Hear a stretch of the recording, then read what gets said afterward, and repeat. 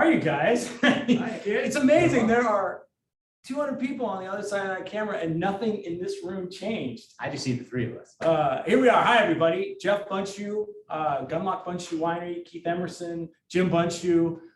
This is our third or fourth virtual tasting. And even though that we're not really living virtually anymore, we're keeping the tradition going because it's so convenient for you guys to be chilling at home with a glass or bottle of wine to go through whatever it is we're going to talk about. And today it's Cabernet. It's pretty exciting because it's a varietal that's dear to all of our hearts. You know, the extra bonus of the whole next hour is you'll learn a lot about the history of Gundlach Bundschu, and you know, we'll have to tell some stories that I didn't build into my script, so we're going to have to wing this. So a couple ground rules here and a couple things to note. I mentioned Keith Emerson, executive winemaker, Jeb Bundschu. We've got Ashley, who is behind the scenes here, that's like turning the screen, and I'm going to actually call her out. You can't even see Abby right here or Sam right there. And then we have an entire production crew that lights and everything around here, and I don't even know their names. That's a joke, by the way. I have my notes though, so it's a webinar. We can't hear you, darn it, but we can see your comments if you say something. And we are recording this, so I think that's more of a problem for us than for them. And I think that's it. So before we push play on this slideshow, what is we'll start with age before, well, age and beauty. What was your, Jim, what was your, he's dad to me, but I'll still be your father at the end of this thing. okay, great. So what was your first harvest on this property? My first harvest, well, it was well before child labor laws, I can tell you that. It was, I was in late grammar school, and we have a lot of time because it's, my first job was loading the boxes of grapes that my father's crew, grape harvesting, had harvested throughout the day. I would come home after school, 7th or 8th grade starting, did it all the way through high school. He had a contract with Almaden Winery, which was in San Jose, and people would pick all day. And in those days, they would pick into 40-pound wooden boxes, and the grapes would be delivered in those boxes. So when I come home from school, the people who had been harvesting left all their boxes at the end of the rows that they'd harvested. And myself and two other fellows, either classmates or people that worked here on the ranch, would go through and pick up the boxes and load them on the truck, 7 high. They were heavy, they weighed 40 or 50 pounds. And then my father would leave that afternoon, about 5:30 in the afternoon, and drive down to San Jose in a 1947 Chevrolet truck, hauling 10 tons of grapes through the tunnel to the Golden Gate Bridge. I just pictured him doing it. He wouldn't get home until about 3 in the morning. And then the whole process would start over. And I'm going to say that was probably in the late 50s. That was the longest answer to what year awesome. did you start? That was I've awesome. ever heard. My goodness. I think we just blew through at least 2 slides worth of time zone here, but really good answer. I think there was electricity in those days. We had indoor plumbing. You know, there we go. The line was always too long. And then Keith, how about you on this property? On Rhinefarm, yeah, my first harvest was 2000. I missed a few when I went over to the dark side, over to Napa. So I missed the 5 through 8 vintages, and then came back strong in 09. So my first vintage here was 2000. I was thinking about that, and so I've had 18 vintages. This is my 19th vintage here working with Rhinefarm. So just to set the, you know, where we are, we're sitting in essentially what I refer to Grandma's living room. This is now the epicenter of our you know, winery company. Offices are around here. Dad grew up in this house. We spent many a Christmas in this living room, and then we're looking straight out at the Petaluma Gap, which will show up. The longevity of the property is something that we all three share, and it'll be fun to talk about it. So without further ado, I was supposed to tell you like where there's people from all over, so we have to use, that's Abby nice. Right there. She's got people saying there's Sam's Virginia, we have South Carolina, we have San Diego. So we have like a lot of time zones represented. I know there's a lot more of you there, and I'm sorry that we set this so far apart that we can't read it, but we know you're there. But let's start this rolling. The first section is going to be, like I said, a Rhinefarm primer about Cabernet. We can go right to the next one, if you will. Thank you. please and thank you. There we go. So location, I knew I'd want my pointer. I brought a pointer. Now here's the deal.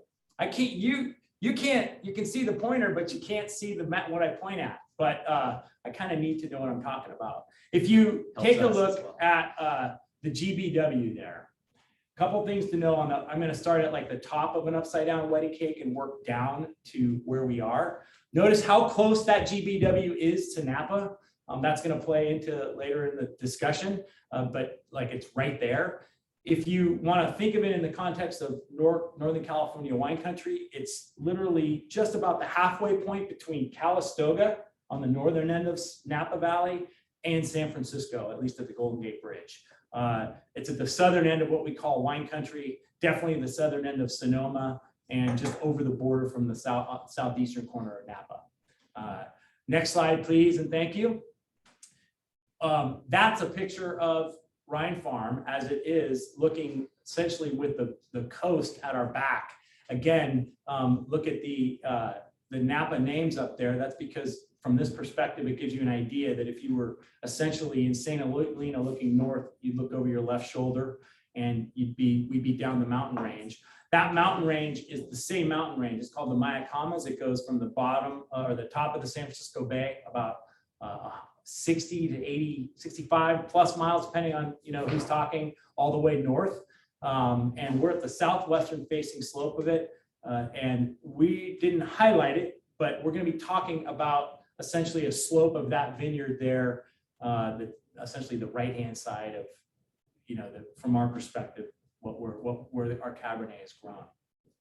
The secret sauce, though, is twofold. That's the next slide. Thank you, Ashley. Is the history that got me a little bit off guard. I have another special soil and climate one, but we'll talk about that a little bit later.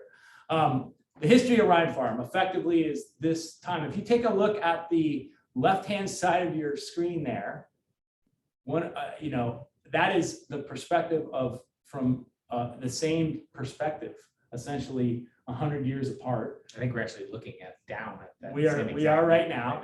And I don't see the horse and carriage, but I see everything else. There you go. And on the right side, that's Arrowhead Mountain, two perspectives of it. And that's essentially where all the Cabernet that we grow is located. But as we start talking about, I was about to get into the secret sauce of the specifics of the climate and the soil. There it is. So there's a little organization going on here it's freaking me out a bit, to be honest. Are you guys okay with that? That won't be the first time. Thank you. The secret sauce, before I get to that other slide, is that longevity with the property. You can't really repeat or can't recreate that kind of experience. As we get into weather and climate, this is going to play in a little bit more when we talk about the specifics of Cabernet. But if you just take a second to read that slide, it gives you an overview of what our site is. Not most Cabernet sites can't lay claim to this kind of proximity to fog and this kind of natural air conditioning. But what that does for us, at least in the New World, is it puts number 2, where we are, Sonoma, much closer to Bordeaux, which is the home, the sort of spiritual home of Cabernet. And essentially this plays into our style as we get into it. All right, I think we can go to, finally, the first thing that I don't have to talk about. The way this is going to work, we broke in modern history into 3 sections of 73 to 2000. I can't even say that. I mean, you're going to read the slides. And with every section, there's going to be a wine that you're going to taste with. We've got Cuvée, our estate cab, our reserve cab, but I know a lot of you might have some old vintages, and feel free to open those and chime in the comments what they sound like. Yeah, I'm curious what you're drinking. For sure. Yeah. So Keith, you're going to talk. What do we've got Cuvée we're starting with, and it's appropriate. We're starting sort of the oldest part with the youngest wine. With the youngest wine, exactly. Well, we make our Cuvée to be drinkable upon release. So we're going to be tasting the 2019 Mountain Cuvee. And so it's a wine that we like to release a little bit earlier in its life, as opposed to the Sonoma Valley Cab or the Vintage Reserve Cab. Those bigger, more structured, powerful Cabernets take a little bit longer in the bottle to come around and to be ready for release. With the Cuvée, we're making it for excitement. We're making it for freshness. We want it to be drinkable upon release. It's got lots of structure, actually. It's got a good amount of Cabernet. It's actually more Cabernet than Merlot or any other blenders. But it's a wine that's made to be food friendly, very enjoyable upon release. You can honestly lay it down for up to 10 years, but that's not our point. The point is to get the Gundlach Bundschu name out there. It's an introduction to the style of our Sonoma Cabernet and the Vintage Reserve. And it's a food friendly, drink upon release type of Bordeaux blend. So Cabernet Sauvignon, Merlot, like to use a little bit of Malbec in there for juiciness and fleshiness and just to really bring out that kind of blue fruit character. And then a little bit of Petit Verdot for structure, color, and an aromatic lift, a nice violet little punch to it. So I'm just really enjoying the 19 beautiful vintage. The 19 vintage was pretty much flawless.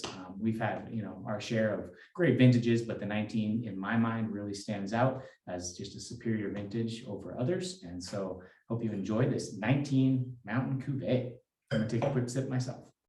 All right, so It's delicious. it is good. Can we hit the next slide, please? Look at that. Oh, look at that. There is, now we dug deep into, again, the modern history.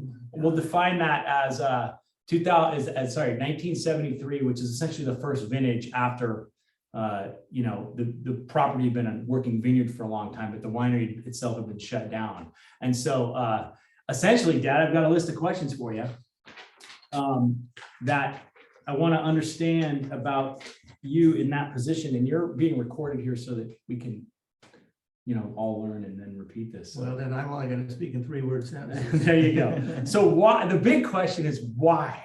Why did you restart? What is the big question? Like why? Why? It's an excellent question, and it's a very simple answer. I like wine. Okay. I spent my entire life walking up that lane that we were looking down at. And maybe you were looking at it in the previous slides, you out there in the screen, walking home through the vineyard during the various processes, from winter when they were pruning to harvest when they were harvesting. Even though I had to work there, it was always kind of romantic to me. And I like to make wine. I started making wine with a little sugar tester that my dad had, a little mallet and a little crusher in my sink. And I'd make 5 gallons of, there was a red block of grapes that was over by the Uchica over there, Uchica Creek. And I would go over there and pick enough to make 5 gallons of red wine in my sink. The first vintage was terrible. The third vintage was fantastic. And the middle one was also good. So that's why. And then also as a plan, my father was still very active in the business, and he could see that I liked wine, and the wine industry itself at that time, August Sebastiani and Robert Mondavi were beginning to promote wines. Sebastiani in Sonoma County, Sonoma Valley, and Robert Mondavi in Napa Valley. And they started to buzz about California wine again. It wasn't just all French and Italian wines. So the public seemed ready for it. It was difficult to make any type of living at it, being a farmer in this area on any other agricultural crop. So basically then I could say the second reason why was just common sense. It was my father's brilliant idea that said, well, because we also grew pears here besides grapes. And he said, pears are such a perishable commodity. If we take these grapes and you were to start a winery, we put wine in a tank, and what we can't sell, we can drink. And I thought, that's a great foundation for starting a business, but we started in a very small way, and that's why. What was the hardest part of getting it started? Just don't have to answer like super long, but a couple.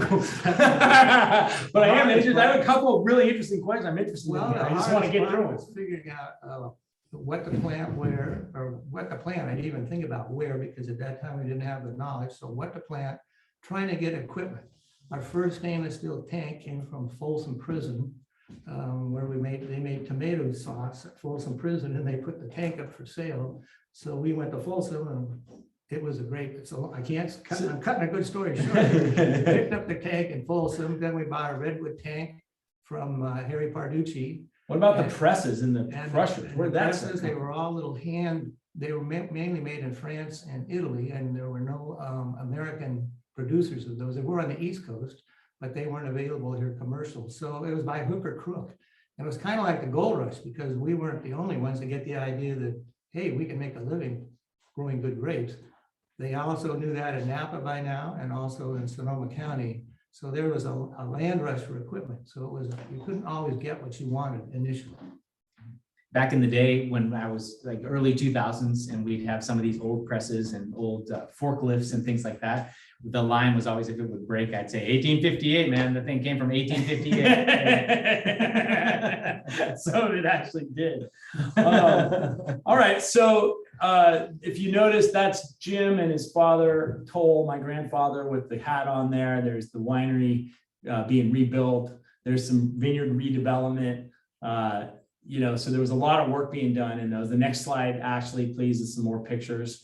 If you take a look at these pictures, it's noteworthy that when you started, you had a couple partners, and one of them is the father of our current COO, Toll, our cousin. That's the swank-looking cowboy hat there. Nice. So it was a family affair, and it was, I think, one of those little crushers you're talking about is on that lower right-hand thing. It was a hand crank crusher. Yeah. But you're taking a look, essentially, I put the irrigation picture in there because you're really talking about like you're engineering an entire property for water, it was a big project back then. It's impressive. And it took a lot of work. I remember, I didn't do any of it. You could tell how small I was, but I watched. But soon, if you go to the next slide, Ashley, you'll see we started to get some notoriety. And I think the first thing that happened was, I don't know. Well, I know that there was a big award, the sweepstake award, but what's the most intriguing thing about this slide is the picture on the upper right, that dapper group of men. You had started the winery, got notoriety. We ended up getting picked up for national distribution by a company called Seagram Chateau Estate, which at the time was, if you're into music, it would be like a little band getting picked up by the biggest record label because they had distribution and they had great brands. They were all great European brands, First Growths. And I really want to understand, and it essentially, they would come in, would buy the vintage and then distribute it around the country. I want to know, how did that actually happen? How did they find you? Because they are Manhattan, they are big time New York, we're Weinberg, quite a little different. What's Madison, going on? they're Madison Avenue. So exactly I'm going to sip on this. I really want to know the answer to this. This is really expose all. Well, I met a fellow named Andre Fournier in San Francisco at a wine tasting, and he was the Western region manager of Chateau Estates Wine Company. Chateau Estates Wine Company was an affiliate, a small little segment of Joseph Seagram and Sons. They're pretty famous, making a lot of other alcoholic products. And their family wanted to have a source of fine wine, and they weren't in the fine wine business. So they started Chateau Estates as a marketing company, and they marketed across the United States. With the Seagram's background, they knew they had affiliations with all of the distributors across the United States in every state as far as customers available to them. They had the Seagram's, let me call it muscle. Maybe there's a Seagram's in the, we start seeing Seagram's in the crowd, it was muscle, and they could be sure that they could collect from all this myriad of distributors. And they also were the largest importers of Bordeaux and First Growth in the United States, the best Burgundies, white and red Burgundies, Alsatian wines. And I would have been foolish not to take advantage of the fact that because Andre liked our wines, he came up and I had invited him to the winery. He liked the whole family history because they're so used to dealing with 10th to 13th generation Europeans in their business that at that time he was just happy to know that there was a 5th generation winemaker here in California, even though compared to the names of the other wines that they were selling, we were just kids on the block. And we gained a lot of recognition by having our name mentioned right along with Lafite and Margaux, et cetera, et cetera. So I thought it was good business. Well, That's why I did it. There we go. So I think we were the only winery distributed by them at that American winery, only one from California. The only California And wine. I sort of come into the picture illegally in terms of the wine consumption in the late 80s there, and remember sitting at that table in the next room over here as a fly on the wall, as this group would fly in, I guess, once a year to discuss business. That was their approach. And literally, sitting around with our Cabernet and the recent vintages that we had either in the bottle or in the tank, not really knowing what was ours, and then these sample bottles from their collections that were still some of them in our basement to this day that were very expensive at $30 to $40 in those days, that are now, if you can get them, $500, $600 a bottle upon release, names that are kind of bold-faced if you collect expensive wines and you know about them. But more importantly than that, it cut my teeth on a couple things. One, acid structure, like richness, ageability without like cloying and overwhelming flavors that we'll talk a little bit later that can be part of Cabernet. And it also kind of set the course of how much, wine really is about people, because as formal as that upper right-hand picture looks, around that table, grandma's table, she was somewhere in the house in those days. It took a few sips and then, even if the ties didn't loosen, the tongues and the mouths did, and it was really fun to be a fly on that wall. I have an observation also that it's been very valuable to me, in as much as every year they would fly a First Growth or Burgundian producer to the United States and have that producer pour verticals of their wine. And I was lucky enough, for example, to go through a vertical of Lafite from about 1938 to, at the time, 2002, no, probably 1990. And what you gain from the length of time that those people have, it's a legitimate respect for their quality, because you could trace the same wine that's characteristic during that 40 years of vintages vertical. They skipped some, they didn't pour all, it wasn't every consecutive year. But I gained a respect for consistency of a winemaking style that was a wonderful, it wasn't a blended jug wine, it was one of the best wines in the world, and there was a consistency to it. Where that came from at that time, I didn't know. It was very educational. I do know now, by the way. Yeah, great. All right, next slide, please, Ashley. In the middle there, 1990 to 2003, this section I called it doubling down. And what happened here is two things happened. There was we built a cave. You can't see a picture on this screen, but there's a cave that we built. Many of you have been to the tasting room, you've seen it. And we then bought essentially this section of vineyard that we're looking at. And what that whole big section along the baseline of the mountains there is the anchor of our Cabernet program. If you go all the way to the top sort of the vineyard section, that was part of the vineyard when Dad replanted in 1970. It was a little bit after 70, the later 70s. And then the middle section, though, is where we extended and bought 100 acres that sort of tied the two ranches together. Gundlach Bundschu, the winery, is just off the lower left-hand side. But this is essentially all where we essentially said we're going to lean into what the red grapes of this side of the valley can do. And it was very different, than any of our neighbors, really, because on the map there you see we're closer to Carneros, which is a Pinot and Chardonnay kind of stronghold appellation, than we are to any of those great Napa appellations that you're known for Cabernet. But it was because of the success, or early success, that we'd had with Cabernet and the Bordeaux varietals in particular, that essentially let us do this. Now it also, almost brought us to a head. There's a circle. We don't have it on there. I have my pointer, but like there's a spot right here. You guys can't see it. I'm sorry, but I'm pointing for you guys. I think it was right there, Keith. I don't think you know the story. Where we just bought that thing, and that was a big purchase, and I was pretty young, but I knew that was big. Yeah. And we still had our bookkeeping situation was, wasn't quite 1858, but it was definitely like that was a big league purchase. What was wrong with number 2 pencils in a spreadsheet? Well, all I know is I was feeling the pressure that that was, all of a sudden a bank that was already a partner was going to be a bigger partner. And I remember walking out to that thing and saying, if we don't get some help, I'm leaving. and it was a real conversation. And you were there was before grapevines, you're laying some irrigation ditch. You remember that conversation?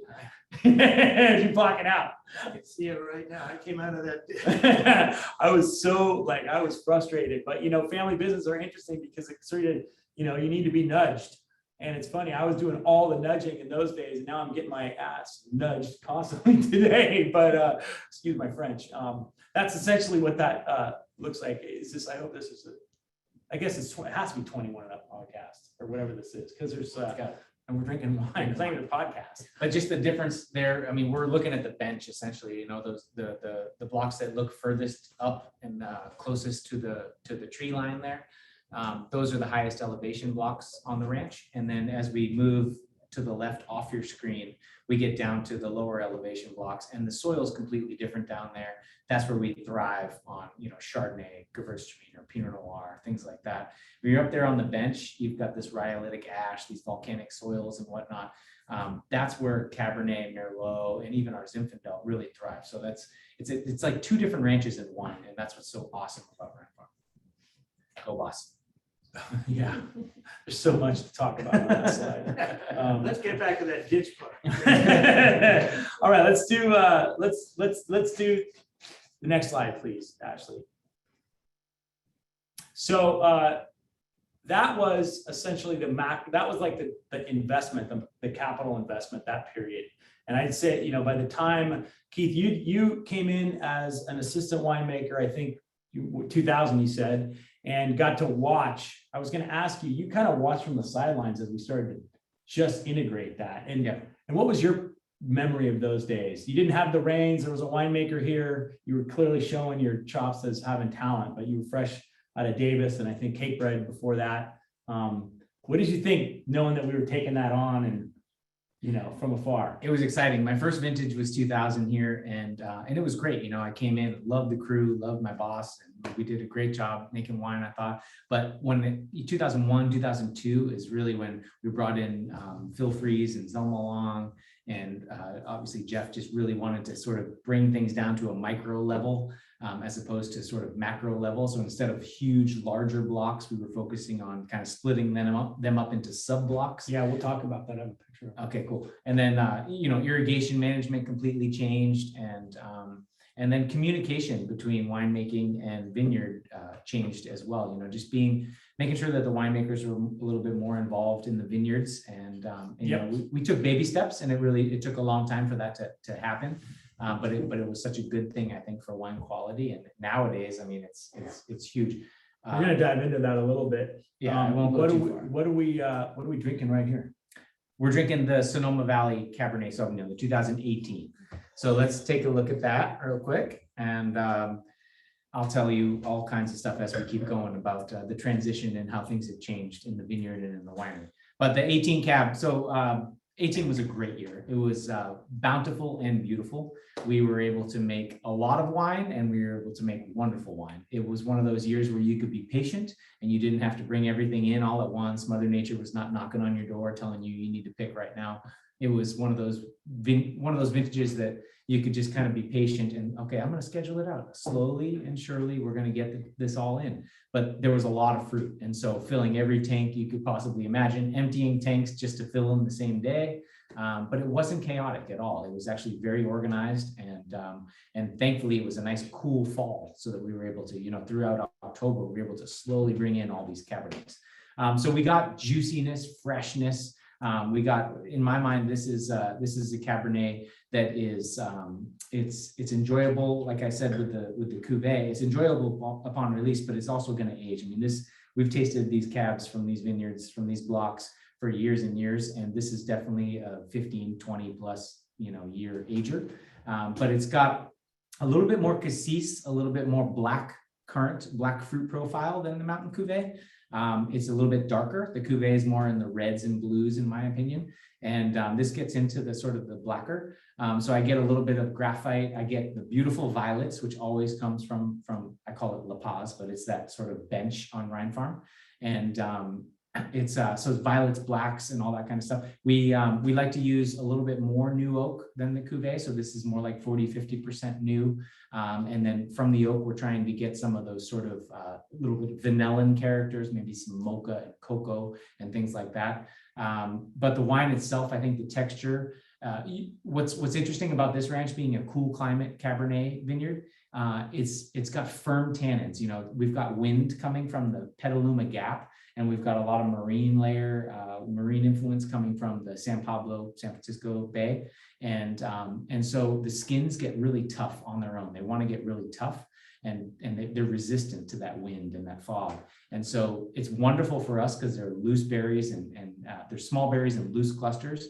But at the same time, if they're tough skins, that means in the winery, we need to be careful about over extraction. So we're trying not to over extract. So our pump over regime and the way the temperature that we get to, that we achieve during fermentation is a little bit cooler. What we're trying to do is make a Cabernet that's super balanced and super focused, polished, and then battling, like aggressive tannin or anything like that. We want to make sure it's polished, focused, and have supple tannins and approachable tannins, but yet ageability. So I think this wine hall has all of that. So I agree. yeah, I get all geeky with my winemaking. That's good. That's really good. We love it. Before we go to the next slide, so stay right there, Ashley, for 1 minute, because I kind of have to take the gloves off. 2003, at that point, I've been around a little more than a decade. And this is called focus, because really what was happening in the wine world in those days was that Ashley's going to open that door for some air. Do it. Go ahead. Make some noise. That's a ghost, actually. I shouldn't even have brought her up. That was a ghost. But the bottom line is, by that time, Cabernet from Napa had blown up. Like it was, came as special select, it already scored 100 points, I think.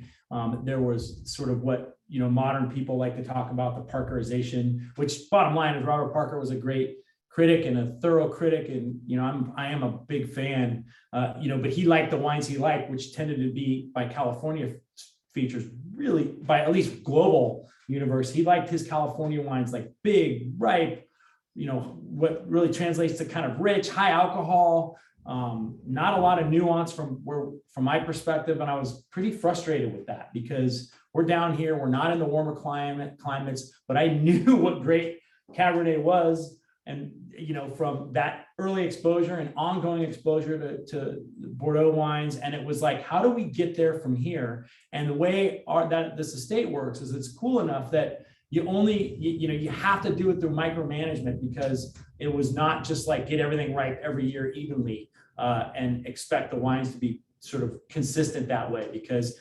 marginality is also what makes greatness. So that's essentially what was informing the next phase.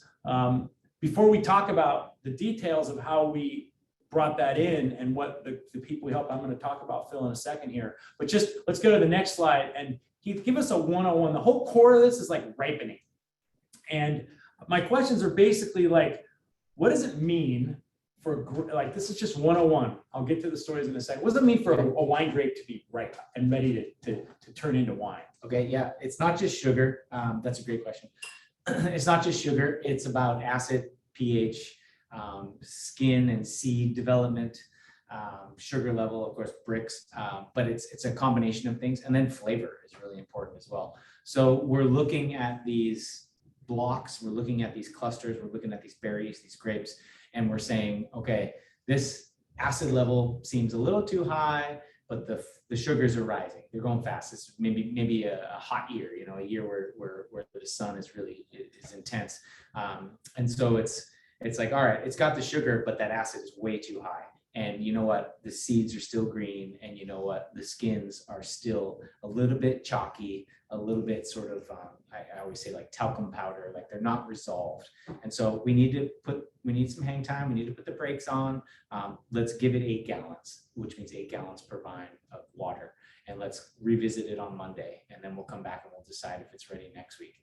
And so it's all about a balanced situation where you want to have the right pH, the right titratable acidity, TA we call it, and then the right sugar level, and then the flavors. You want that flavor to burst. And I want when we're about to pick something, every single block on this ranch, we have a lot of blocks, but every single block needs to taste optimal, just ready to go, and then we pull the trigger. So what happens what happens to the resulting wine if we miss that and it's underripe? What are the flavor components? So underripe, we're talking Cabernet today, so Yeah. I'm going to focus on that.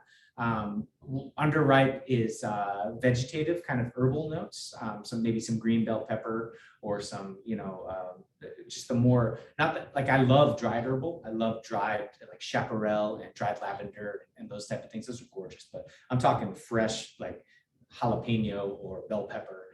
That's an underripe Cabernet. Okay, so let me ask you then, if you were like, how do you fake around that as a winemaker? I mean, because what's fun is we really put our blood and sweat into making these wines be absolutely reflective of what's going on in the estate. We'll explain how we get to this ripeness in a second. But if you're a winemaker, for say somebody that is just taking whatever they get and it comes in underripe, what are you doing in the cellar to like doctor that up?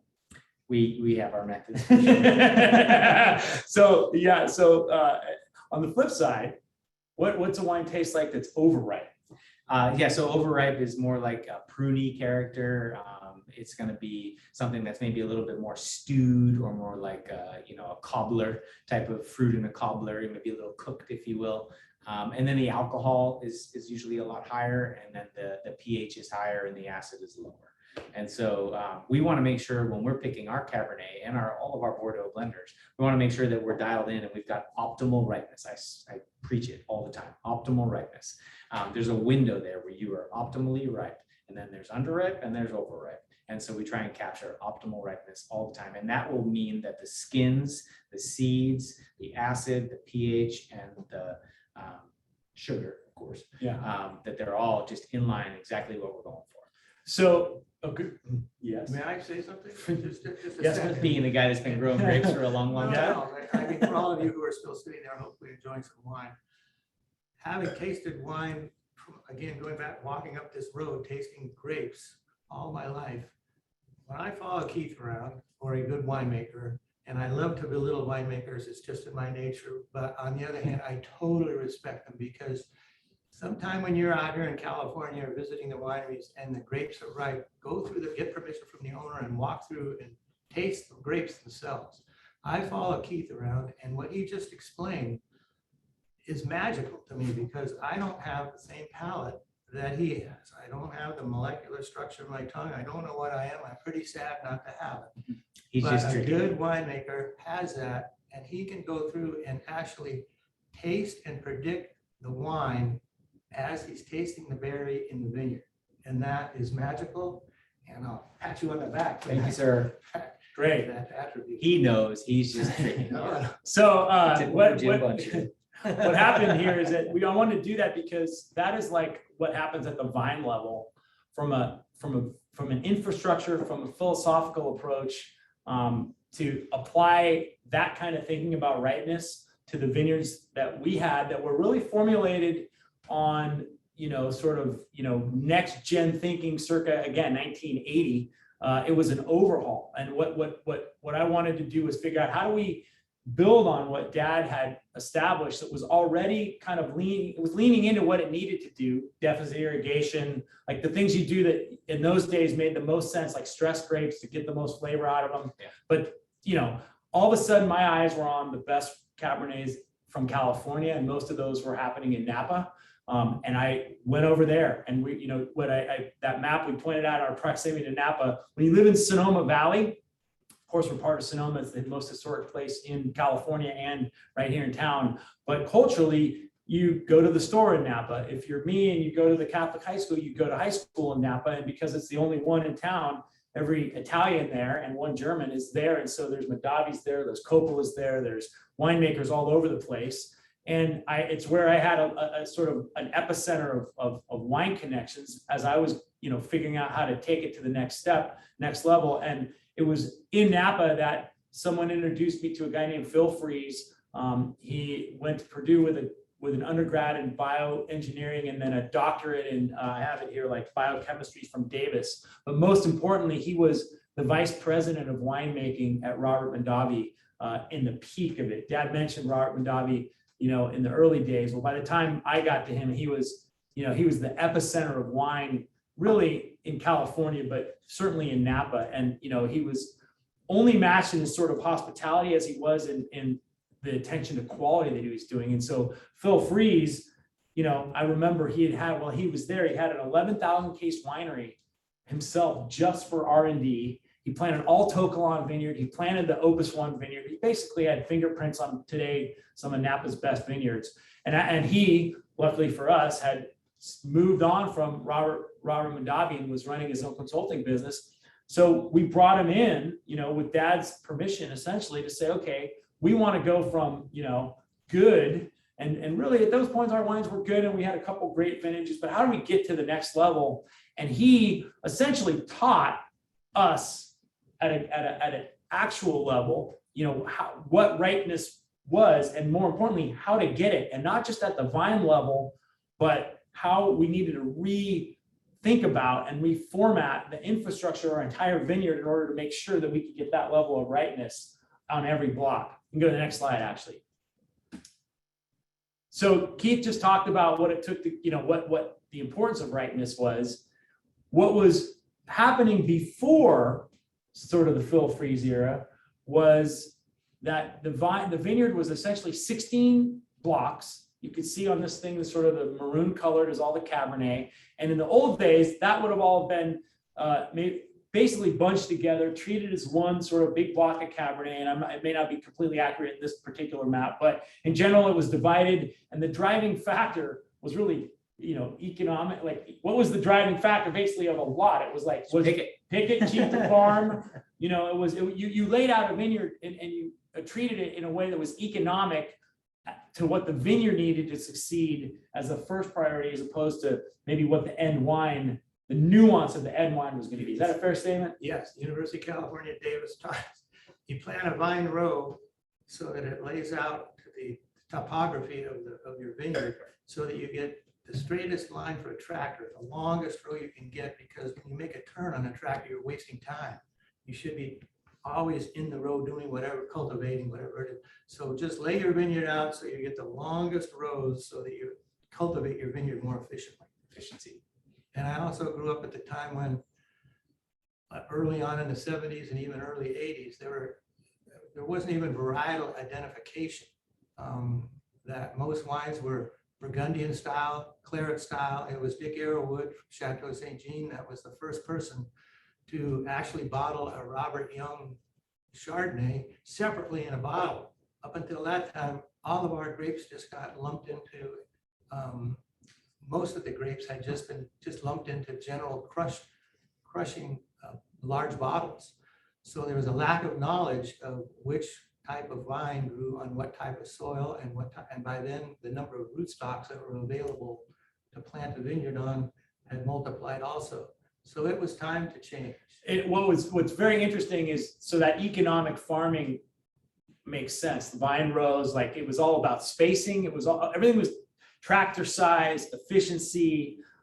Again, there were some growers in those days that were really all about just yield, crop, and that was it. I mean, Dad, you know, thankfully, you know, was already leaning into things that would minimize crop to get quality. But the next step was effectively trying to ensure that every grape that we got was fully ripened. If you go to the next slide, Ashley, it's one thing to lay vines out flat when it's flat. All our Cabernet and a lot of great Cabernet is on hillsides, and the topography changes dramatically within the context of a relatively small space. Yeah. So we went from, you know, 16 farming units to over 60.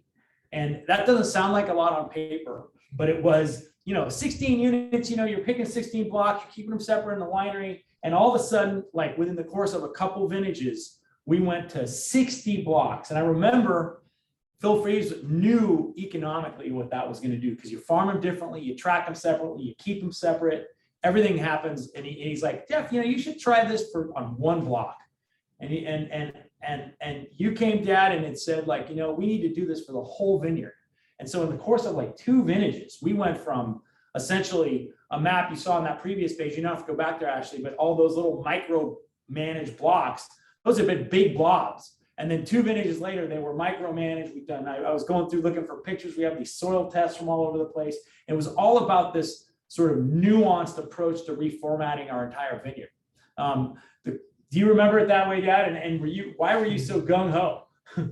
Because I knew he was right. He had a key sentence or a key kind of paragraph that he taught me. He taught me a lot of things, hows and whys, but it was that every vine should look the same as its neighbor. That if you want a vineyard that's going to make consistent wines, each vine needs to resemble its neighbor in balance and fruit load and ripening. And I realized, whoops, our vineyards aren't like that yet because the soil variates, the rootstocks vary. So I knew it was time to make fine wines by doing that, but I didn't realize how complicated that was. It was great. And what's interesting is that Toll, who's not even here, our COO, but also vineyard manager, and he was a fresh, ambitious kid right out of college in those days, was there and cut his teeth with he's a little more on the economic efficiency side and making sure there was going to be a return on a lot of that. And I think he went away for 20 years to figure out how to make the return on that kind of investment. But the example of just the vine direction, UC Davis was saying that in one year. Well, cutting edge viticulture by the time Phil came around was you angle the vines according to sun exposure, independent of what the tractors do, because that's for optimum ripeness. Finally, what happened in that period, and Keith alluded to this, but you can go here, Ashley, to the next one, is that the reins essentially to managing the quality elements of the vineyard went from the wine grower to the winemaker. And that's pretty profound because, and it still causes real conflicts, I think, to this day, the lower down the sort of price category you go. I mean, well, I can't say Not that here in on general. Rhinefarm, No, but not just in in general general, in in terms of, Yeah. you know, what a winemaker, a lot of what a winemaker wants to do to make the wine taste good results in less crop or Oh, yeah. more action. More So expense. more cost. Way more expense. But, but essentially it was a big change. And it was what before, Keith, you were here in the old day. How we used to pick before? We used to just pick when Jim told us to pick. All right, I think I'll excuse myself. And, well, but you knew when they were right. You knew Yeah, you you were knew out when there. they were right. He's not giving himself enough credit. Hey, we made great wines. Those wines are great. They're Yeah. still great. Absolutely. But what we've been able to do is just sort of bring everything down to a very micro level. You know, we turned big blocks into sub blocks. And not only did that affect the vineyard, but it affected the winery as well, because instead of 16 lots, you had 60, maybe 80 lots coming from the same amount of, vineyard. And so it turned, 60 lots as opposed to 16 lots. That means that many more rounds of analysis, monitoring the fermentations. Different tank sizes. We had to bring in smaller tanks. I think we're getting to that later. with Yeah, the yeah. Mechanization and stuff, but I won't go too far in that direction. But yeah, we had to basically purchase a bunch of new tanks, things like that, and just kind of make everything more on a micro level. Which in my mind, and remember, I was kind of cutting my teeth back in the day, and I was excited about that. This was about quality, and I had been at UC Davis and been at Cape Bread and whatnot, and that was about it for me. And so for me, it was like turning everything into really focused, quality-driven, small lot wine batches. That was awesome. That was And really what fun. was also interesting is that, the soils here lend themselves to nuance. And I mean, I hate to pick on sort of the big wines of those years that were really turning heads, but they were in deep, deep soils, hot weather. You could ramp the heck out of those vineyards, and those wines didn't really need to reflect the kind of nuance that we hoped that we could do or expected and knew we could do on our site. So the amount of, fine tuning viticultural things that we did was, it meant the world to the kind of quality we were trying to achieve. The next slide is I think we're transitioning. And Keith, you want to talk about this? Actually, let's check in here with the peanut gallery that you guys can't see. What exactly, how much time? What's going we have on left? back there? Yeah, what is going on here? So we've, is that 10 minutes to 60 minutes or is that 10 minutes to 75 minutes? Oh, we're gonna go to 75. We're telling you that right now. I'm sorry. I mean, this is too good to give up. We're just getting to the. I thought it was Yeah, okay, hold on. We got some questions. Sweet. What methods fix underripe wines? Little shears, and you drop those clusters on the ground. No, okay. That's underripe clusters. But no, underripe wines. Yeah, like what are the big boys that are making a bazillion gallons doing to make Is this those? another winemaker that asked this question? Yeah, exactly. Thanks, bro. No, if you have underripe fruit, then it's challenging to deal with, but blending is your number one tool. You can always blend something else to try and help it and fix the problems. But you can do pH adjustments, and that's one thing that I don't necessarily love to do, but it certainly is not out of the question. You can bring the pH just using some KCO3, potassium bicarbonate. You can bring the pH from whatever 3.4, which is underripe for Cabernet, up to 3.6 or something like that. So that's one thing. You can make something that tastes tart, not taste tart. And you can also use different kinds of oak products. You can use oak dust and things like that, where you're masking green flavors. There's OptiRed, there's different nutrients and things like that that will mask green flavors. And so you're trying to you're fixing the problems by using other additives, if you will.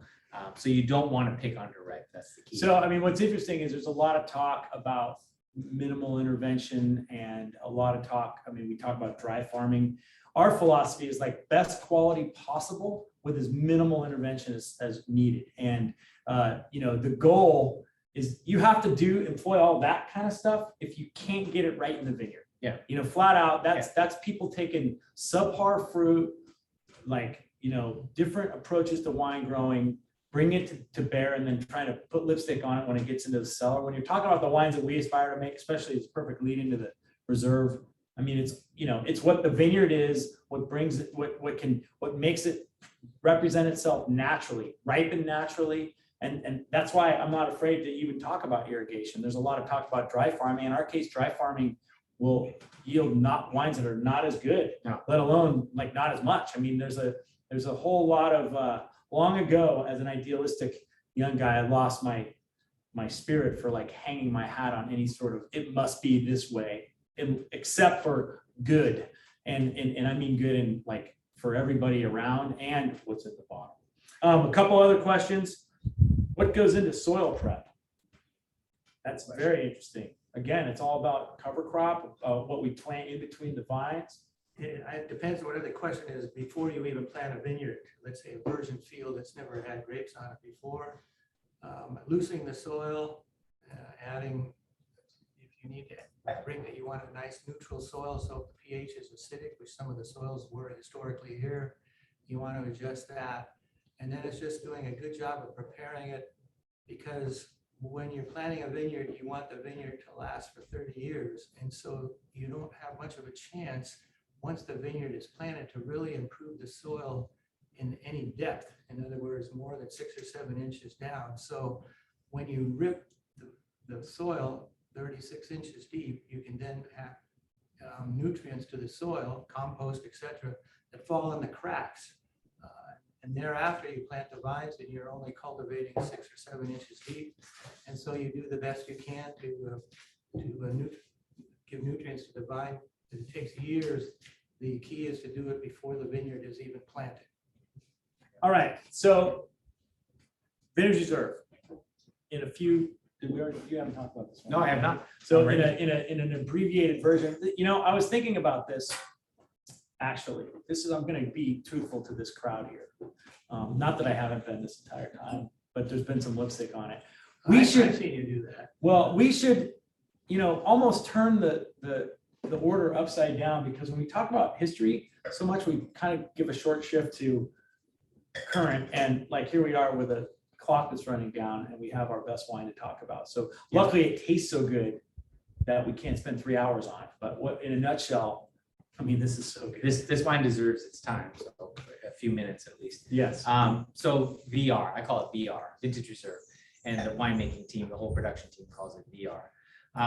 It's the best of the best. So not only do we find the best blocks from our vineyard, we also find the best sub portions of those blocks.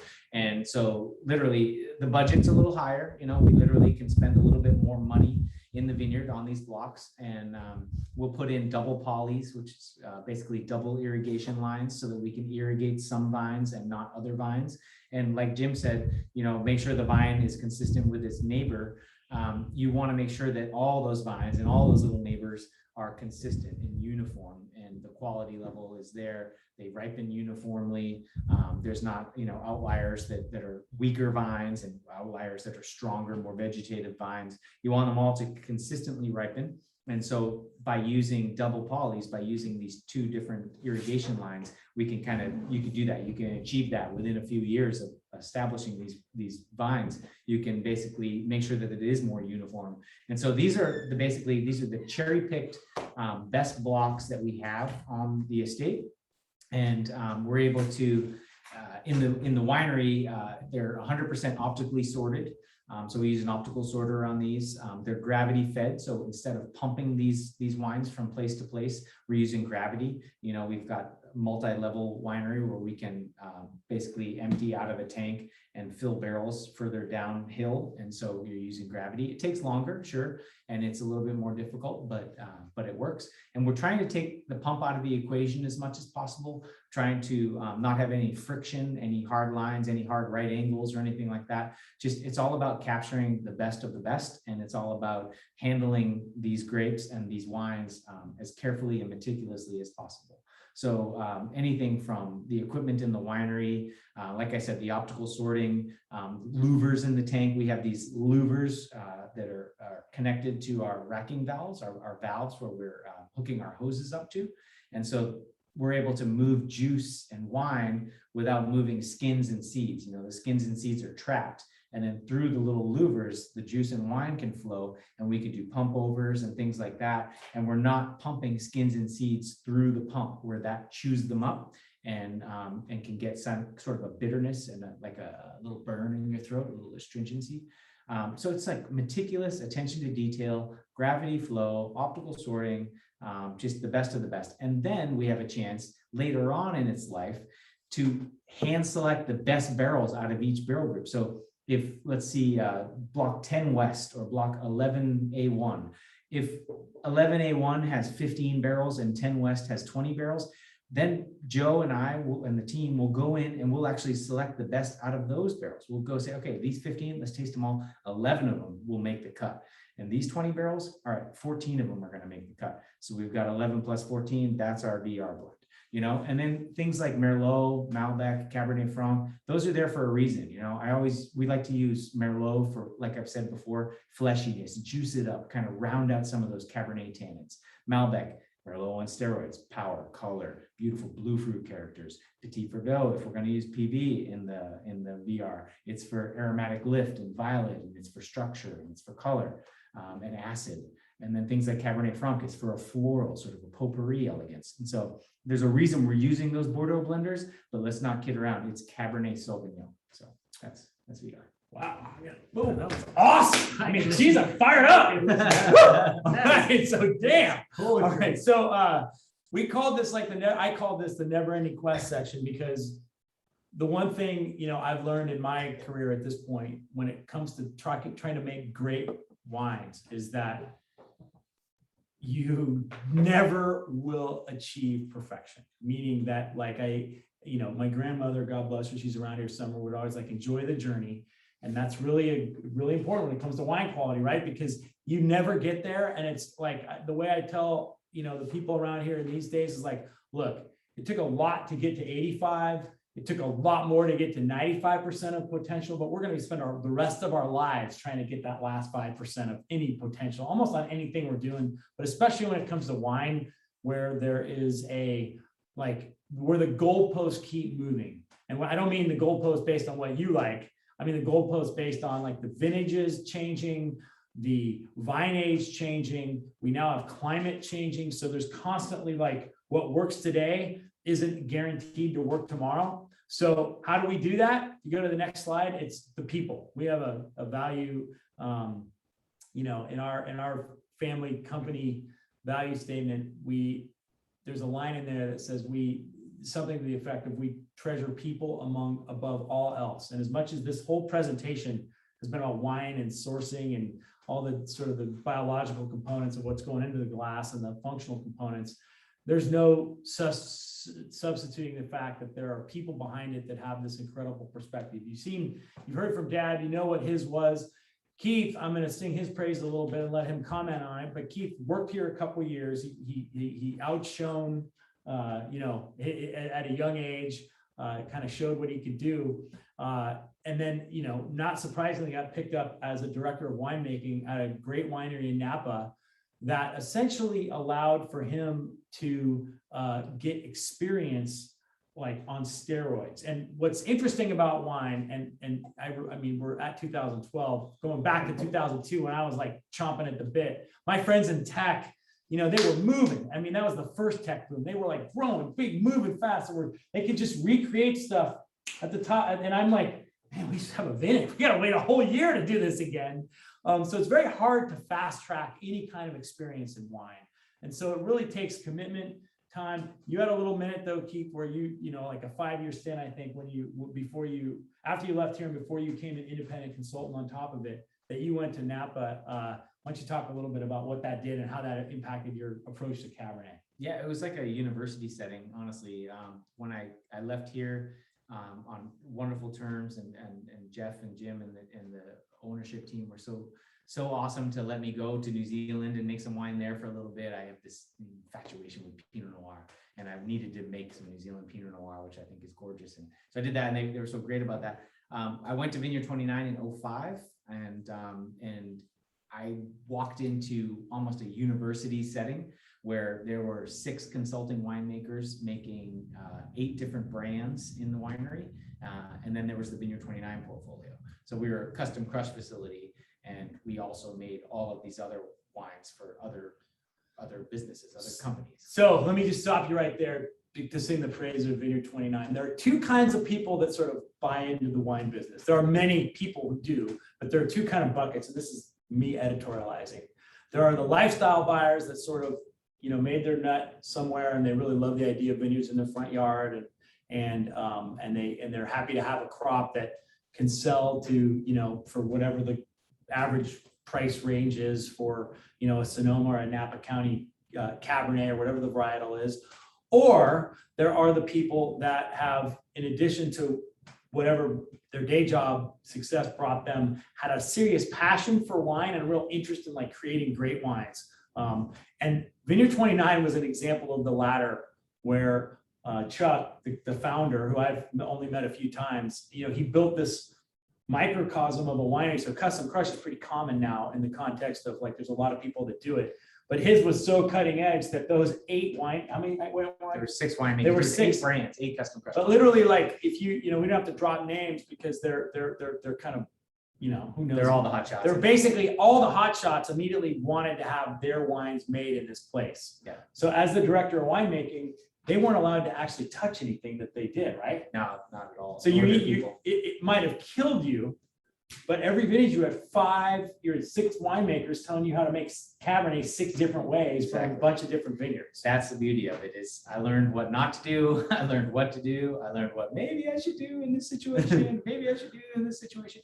But it was interesting because I feel like, all right, this guy definitely likes high pHs. He likes low acid, high pH, high alcohol. He doesn't care if it's 16.2% alcohol. And then this woman really likes, lower pHs, and she actually likes to maybe do a rough filtration on her wine and make it cleaner, make it, not as turbid before it goes to bottle. But then she also uses this type of yeast. And then this other gentleman uses this type of yeast, and he likes to pick later, and he likes to do this. And then he adds a lot of acid. So I learned all of these things. It was like, oh my gosh. And I was their go-to. I was the point person to make sure that all of their work orders that came to me were implemented with my team of 4, 5 or 6 during harvest, but 4. So it was basically a bunch of, the winemakers whose wines on average are probably selling at way north of $100 a bottle. Oh yeah, mostly 200 plus. So it was top tier Cabernet from Napa. So we really are talking about the creme de la creme for Napa. And then if you look at the right, where all those little grape vine varietals are, those are vineyards that you had direct exposure to, all up and down Napa. What's interesting about that is a couple of, again, there are some, Sonoma basically is known as Pinot. We don't have the Cabernet zone built out here, but the Cabernet that Sonoma does grow is, you typically think of it as north of Healdsburg, that there. but it was really a 101 on Cabernet, all these environments. And so when I came and said, hey, I actually went back to Keith and said, I'm looking for a consulting winemaker. And that's when he raised his hand. What was it about Rhinefarm? If you look at, essentially where GB is, where that 12 is between the green and the yellow, that essentially was where we are. And that is that's on the bottom end of all those grapes, if you will. What was it about this site and your belief in Cab here that made you come over? Well, I was so excited about what we had been doing with Phil and Zelma and Linda, all of you. And I was really excited about the acid structure, and I was excited about that black fruit profile, and being able to kind of work with those cooler climate tannins and make sure that they're resolved and this and that. I had a belief, and let alone, don't get me started on Gewürztraminer and Chardonnay from this property, because it's freaking unbelievable.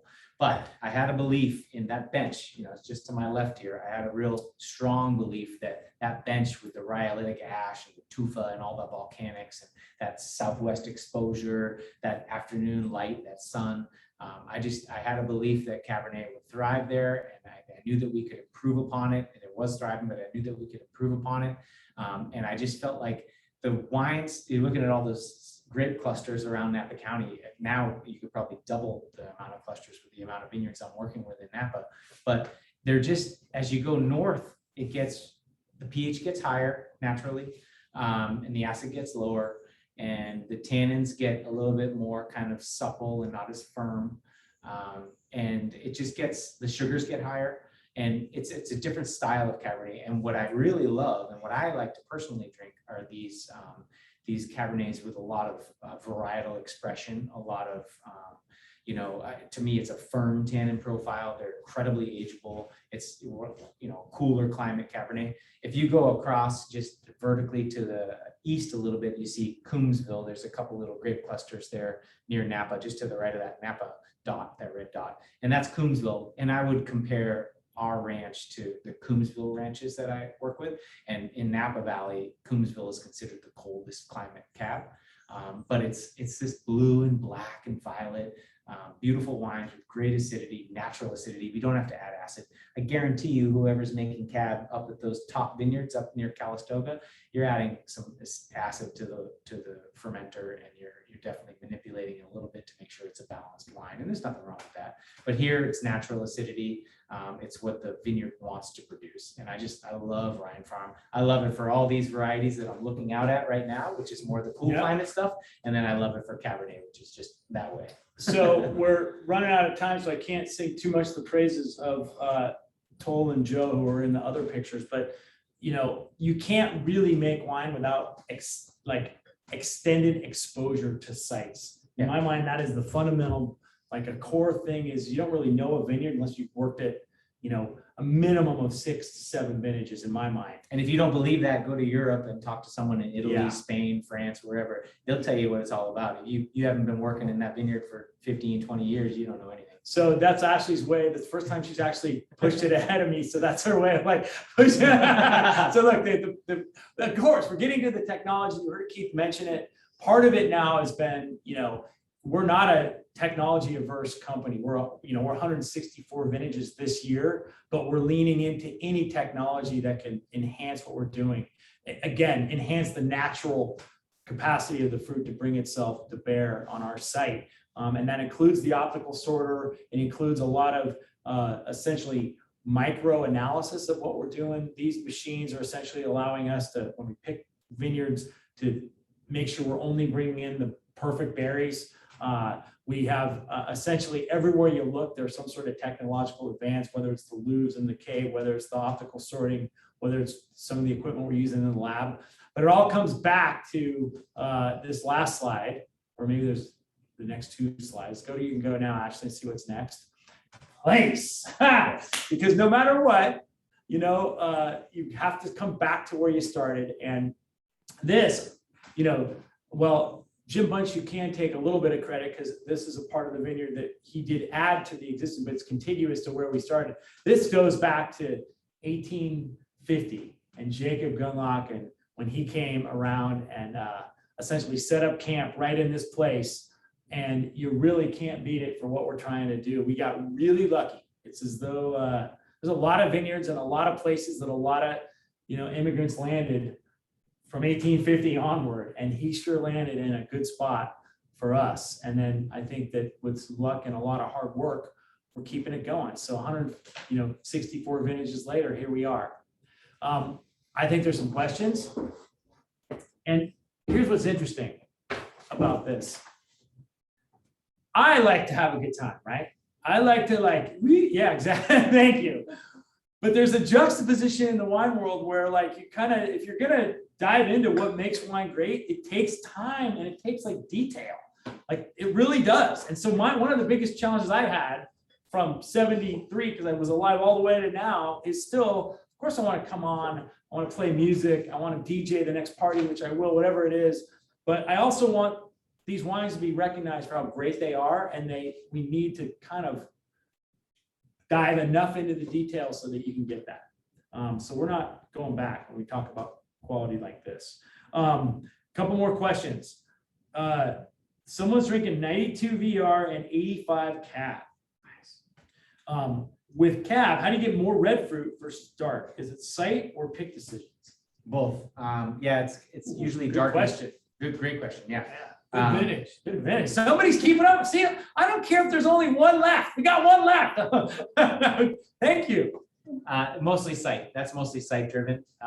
Like here on Rhinefarm, for instance, I'm going to give Merlot as an example. The Merlot that's grown below and around the 150-foot elevation level is more red fruit driven because it's a little bit cooler. And then as you go up a little bit higher in elevation and a little bit more sort of shallow soils, then it's more black fruit driven, and that's actually our heritage Merlot block. And so reds and blacks, same variety, elevation change, slight soil change, and you're turning from red to black. That's a great example, I think. Yeah. But then also, yeah, ripeness, things will get a little bit darker, but then you got to be careful because it can get pruny as well. So VR, someone was asking, is it always going to be the same percentage of varietals? I mean, No, definitely not. VR is the, if you will, the winemaker's choice. It's the best of the vintage. Yeah. Yeah. I see another question here. Can you read it up? Can you say it out loud? Sam doesn't even want to talk. VR is literally Hold on, barrel Let me selected. get up there. Every Everybody barrel says. is carefully selected. We're So. gonna get a vine like that. Melted vines. Oh! There's a lot of love for the vine. Oh, okay. Jeff has his Harry Potter pointer. Yes. Now we can start this part. That is scary. So that vine, oh, that's a good story. I was looking to not plant a vineyard, but to start a music festival in upstate New York in the Hudson Valley. And I was driving into Hudson, New York, and the VRBO, I got I made a reservation at a place, and the place was, I get there, it's wide open, and nobody's at the front desk. Not a note, just a wall of keys. And I check in, and it's like it's a house like this, but even more stuff. I'm like, what am I doing here? And I literally stayed there. It's a whole longer story, but I stayed there a whole night and the next morning and never saw another human being. But they had not a grapevine, they had some other plant mounted like a horse head it wasn't an animal like you would normally see. And I came home, and lo and behold, it's so much more appropriate than some like elk. Not that I have any necessarily thing against taxidermy in general, things already dead, but that's kind of, That's kind of what we do. How many shots would it take you to get this? I'm a lover, not a shooter. I just went out and picked one that looked good. All right, I see another question. What's that one say? What's the playlist for the 16 VR? Oh, that's a good question. The 16 VR. That's got to have some tame. You know what it is? I'll tell you right now what it is. Go to live Spotify, and if you don't have Spotify, you're gonna have to find it. It's hard to find, but Tame Impala, this Australian band, has a live album that was recorded in 2014, but it didn't make the world until about then. And listen to their song "Half Full Glass of Wine." That's never gonna happen with us, but half full glass of wine, and that will go so well with this, and it'll be awesome. I think we're gonna wrap it up. Any final words? Thank you out there. We guys gonna say Hope we you're appreciate enjoying your your support. wine. Yeah, we appreciate your support. Thank you so much. Yeah, we really do. This is, these kind of deep dives into varietals are fun. There's a lot that I think Keith and I are learning, getting to sit next to this guy. Absolutely, every time. You know, and, you know, bear with us there. You know, we love to have fun, but we love to have fun. The only thing that allows us to have the fun we have is making sure our wines are this good. So we can share them with you with honor and pride and a lot of smiles. Thank you so much, and we'll see you next time. Woo!